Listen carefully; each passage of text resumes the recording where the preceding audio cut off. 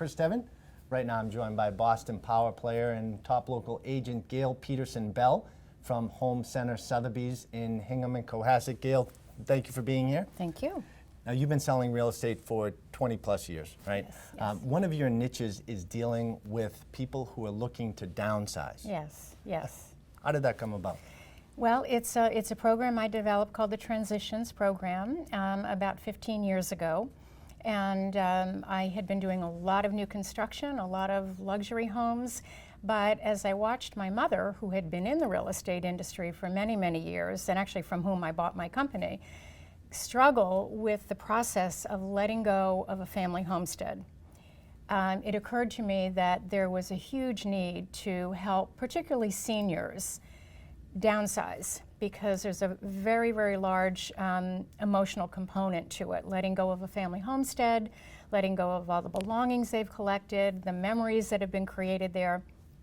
And if they've lost a spouse in particular, the kids have maybe moved away, there's a sense of isolation, fear, resistance, denial. There's a lot of emotional things that happen when seniors in particular downsize. Now, a lot of over 55ers or empty nesters downsize as well, and I'd love to help them too. But I have a particularly soft spot in my heart for the seniors that really, really need someone to sort of step in and become almost a family surrogate during that process. Sure, because if you think about it, I mean, it is a completely different process than, let's say, the move-up buyer, somebody that has bought in a home and has lived in it for 5 to 10 years. That's hard enough. But You're right. Coming across the seller who's been in a home for 20, 30, 40 years and to have to get rid of it, there's a lot that goes into that. There's a lot that goes into it. It's also the sense that, gee, the next home may be my last home or my next to last home. So there's a sense of almost a grieving process that happens. Whereas when you're moving up, or even if you're 55 years old and you're going to a high-end condo, as you said, that's difficult enough. But when you add in that other component of feeling like, gee, I haven't done this in so long, I have no idea what to do. How do I bring my house up to speed so that I can sell it for what I need to get?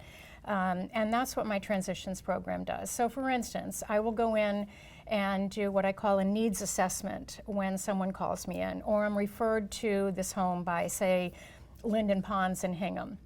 And they will say, gee, these people want to go in to our establishment, but they need to access the equity in order to do so.